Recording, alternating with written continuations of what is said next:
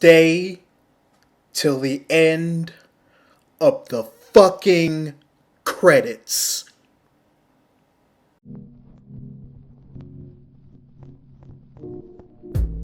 Today on Readus Reviews, I'm reviewing Ghostbusters, or as it has been renamed, Ghostbusters Answer the Call. So basically, this is the nitty-gritty. Dr. Aaron Gilbert, played by Kristen Wiig, and Dr. Abby Yates, played by Melissa McCarthy, used to be best friends, bonding over the fact that they used to believe in ghosts, until Aaron grew up and decided that she wanted to be taken seriously as a scientist. And she almost made it, until some shit from their past decided to come back to haunt her.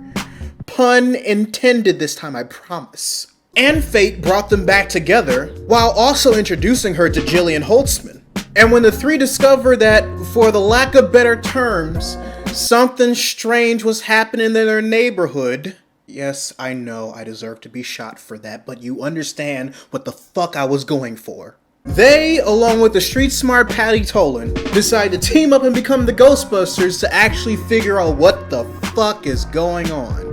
So with that vague-ass summary, let's go and talk about the story. And my opinion of the story is that it was pretty well done. There were definitely elements of the original movie in this movie, but it wasn't a rehash of the plot. So all in all, the story was unique to me because it had me guessing as things were happening, whereas if it were a complete page-by-page interpretation of the original movie, I wouldn't have enjoyed it as much. Because if it was a complete rehash of the movie, I would have just stayed at home and watched the original. It was like Paul Feig and Katie Dipple took elements from the real Ghostbusters as inspiration, as opposed to the original movie. And what they did take from the original movie, they took as a way of paying homage. And the story that they came up as a result was both fresh and respectful of the source material. And just flat out fun.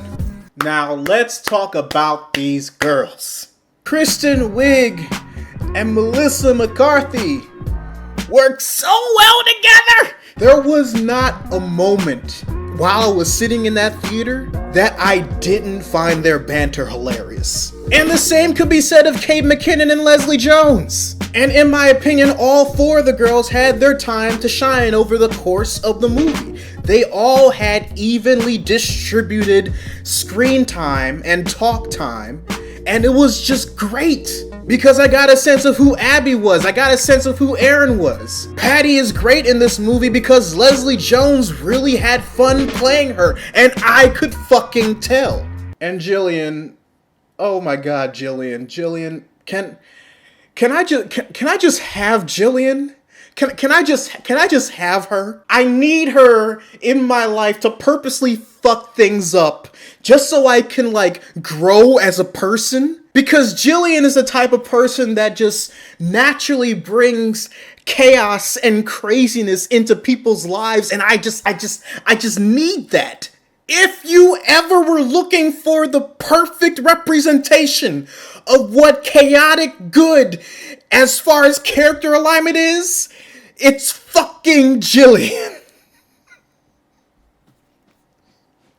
Oh my god, she's so great! And another thing I liked about this movie actually backtracks to the story a bit, because I did not expect the main villain to be who the main villain was in this movie at all. And I say this backtracks to my story segment of the review is because of this. I have to emphasize that only bits and pieces were in this movie from the original, because they were only used as cameos or Easter eggs. And speaking of cameos, every single important character that was in the first and the second movies made a cameo in this, with the exception of Rick Moranis. And I mean, everyone.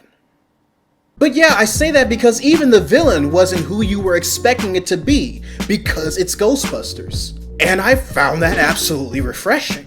But at the same time, because of who the villain is, it leaves you asking questions, and that's a good thing. Trust me, that's the best thing you could ask for. Another thing that I liked about this movie is something that Paul Feig likes to do repeatedly whenever there's a best friend situation in his movies that he's both directing and writing. And that's focusing on the aspect of friendship, especially between Aaron and Abby, specifically between those two. I noticed it in Bridesmaids, I noticed it in The Heat, and it's definitely present in Ghostbusters. However, that segues into basically the main nitpick I have with the movie. And the main nitpick I have with the movie is that I feel that Erin's exposition regarding her backstory, as far as how she got into ghosts, when she and Abby met as children, was kind of both rushed and forced. It felt like the exposition scene in Who Framed Roger Rabbit when Eddie Valiant was confessing to Roger Rabbit that a Toon killed his brother. But unlike Who Framed Roger Rabbit, there was no build up to that exposition, nor did we kind of get enough time to actually care when she actually explained the situation.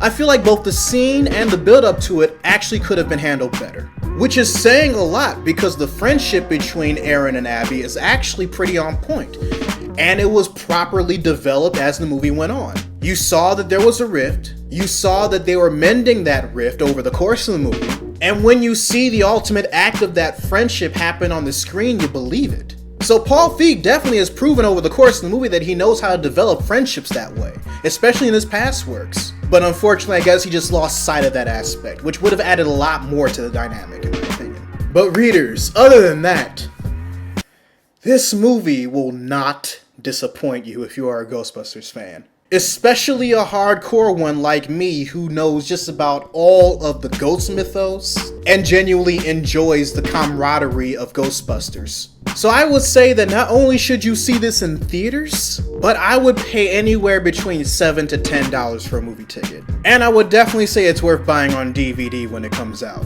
So readers, your homework assignment for the day. Write in the comments section below whether or not you've enjoyed Ghostbusters if you've seen it, and more importantly, write in the comments section below if you want me to do a spoiler theory video.